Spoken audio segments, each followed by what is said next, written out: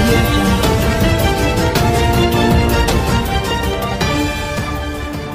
కాకుండా పేద ప్రజలకు ఉచితంగా పరీక్షలు చేసేటువంటి డయాగ్నోస్టిక్ సెంటర్లను కూడా ఈ రాష్ట్రంలో స్టార్ట్ చేశాం. మొదలు హైదరాబాద్తో స్టార్ట్ అయింది, రాబోయే రోజుల్లో జిల్లాల్లో కూడా స్టార్ట్ చేస్తాం. మీరు ఎవరికి ఏ పరీక్షలు కావాలన్నా మీరు అపోలోలోనో యశోదలనో మెడిసిటీలోనో ఏ రకమైన పరీక్షలు చేస్తారో అలాంటి ఎక్విప్మెంట్తో అటువంటి పరీక్షలు ఒక్క రూపాయి కూడా ఖర్చు కాకుండా పేద ప్రజలకు ఉచితంగా చేయడం కోసం డయాగ్నోస్టిక్ సెంటర్లను కూడా ఈరోజు హైదరాబాద్లో ప్రారంభం చేయడం జరిగింది. ఇవాళ రాష్ట్రం దేశానికి ఆదర్శం. తెలంగాణ రాష్ట్రం గురించి ఎక్కడ పోయినా గొప్పగా చెప్పుకుంటున్నారు.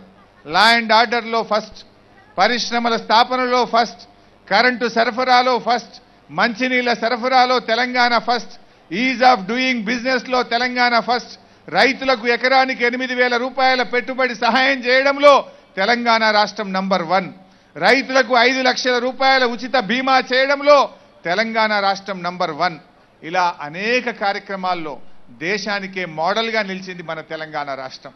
మీ అందరి ఆశీస్సులతో, మీ అందరి ప్రేమతో ఇవాళ తెలంగాణ ముఖ్యమంత్రి గారు ఈ దేశం మొత్తంలో కూడా మన రాష్ట్రాన్ని మొదటి స్థానంలో నిలిపారు. మనందరం కూడా గర్వపడే విధంగా ఎక్కడికి పోయినా కూడా తెలంగాణ ముఖ్యమంత్రి మిషన్ భగీరథ పెట్టి ఇంటింటికి మంచినీళ్ళు ఇస్తున్నాడు, మీరెందుకు ఇయ్యరు అని పశ్చిమ బెంగాల్లో, మధ్యప్రదేశ్లో, కర్ణాటకలో అక్కడ రాష్ట్ర ప్రభుత్వాల్ని ప్రజలు డిమాండ్ చేస్తూ ఉన్నారు. అంటే ఇతర రాష్ట్రాలు మనను చూసి నేర్చుకునే విధంగా మన రాష్ట్రం ఉందంటే మనందరం కూడా గర్వపడాలి, మన ముఖ్యమంత్రి కేసీఆర్ గారికి రుణపడి ఉండాలి. ఇవాళ మనందరం కూడా ఈ రాష్ట్ర బిడ్డలుగా, ఈ రాష్ట్ర పౌరులుగా మనం గర్వపడే విధంగా ఈ ప్రభుత్వాన్ని నడిపినటువంటి ఘనత మన ముఖ్యమంత్రి కేసీఆర్ గారి. అందుకే పాపం కాంగ్రెస్ వాళ్ళకు మనసున పట్టలేదు, రోజు ఆగమాగమవుతున్నారు. వాళ్ళకు నమ్మకాలు పోయినాయి, ఉన్న 16 సీట్లు కూడా వస్తాయా రావా అనే భయం పట్టుకున్నది. మరి ఎందుకు వస్తాయి? మంచిగా పనిచేస్తే వస్తాయి. అయ్యా మీరు ఎక్కడన్నా ఈ ప్రభుత్వం తప్పు చేస్తే ఎత్తి చూపండి, కానీ ఇవాళ ఉన్న కాంగ్రెస్ పరిస్థితి ఎట్లయిపోయిందంటే పనులు ఆపాలి. ఈ ప్రభుత్వానికి మంచి పేరు వస్తుంది కనుక ఏదో ఒక రకంగా పనులు ఆపాలి.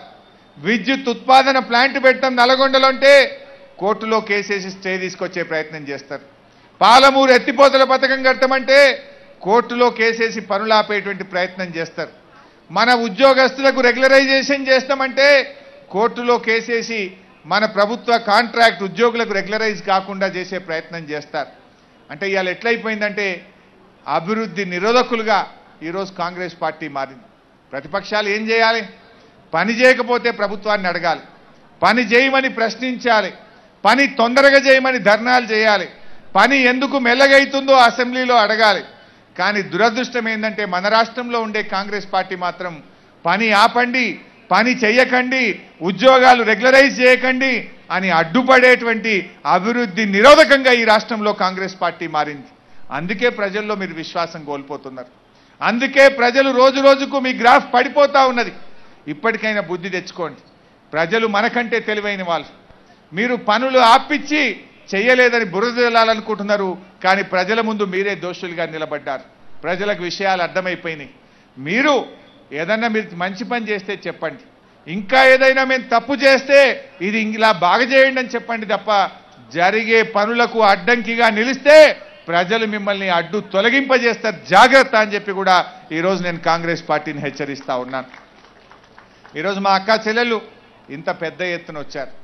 ఇవాళ హైదరాబాద్లో మన కూరగాయల సెంటర్ కూడా మేము స్టార్ట్ చేశాం.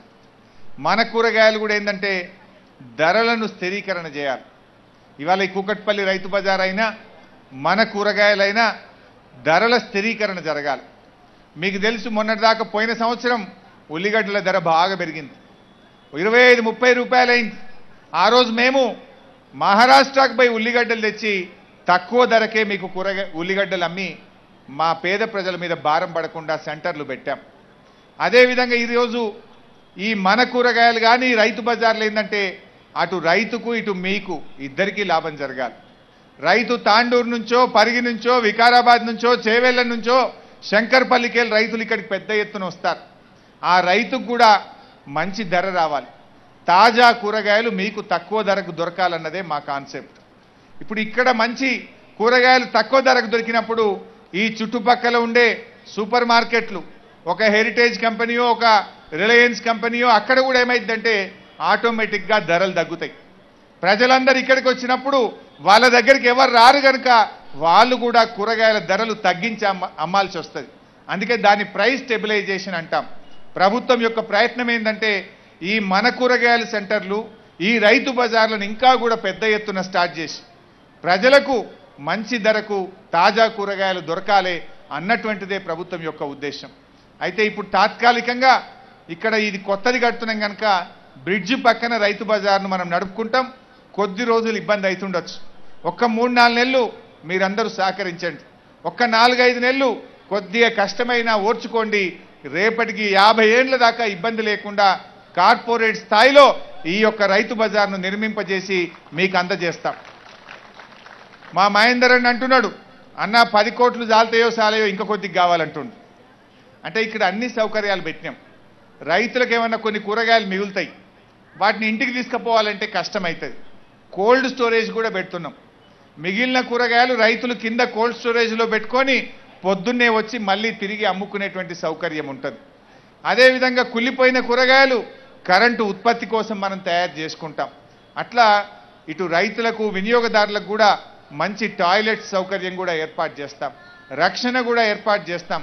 సో అట్లా ఈ యొక్క మార్కెట్ను ఇంకా 1 కోటో 2 కోట్లో తక్కువ పడ్డా కూడా ఇచ్చి దీన్ని చక్కగా రాష్ట్రానికే మోడల్గా కూకట్పల్లి రైతు బజార్ను తయారు చేసి మీకు అందజేస్తామని చెప్పి తెలియజేస్తూ మరి మీ అందరికీ శుభాకాంక్షలు తెలియజేస్తూ జై తెలంగాణ. ఇప్పుడు అందరూ దయచేసి మన పక్కకు మండల ఆఫీస్లో లంచ్ ఉంటుంది, దయచేసి అందరూ భోజనం చేసిపోవాలి. ఏంటండి వీడియో నచ్చిందా? అయితే ఓ లైక్ వేసుకోండి, లేదంటే ఓ కామెంట్ చేయండి. ఎప్పటికప్పుడు మా వీడియోస్ చూడాలంటే సబ్స్క్రైబ్ చేసుకోండి.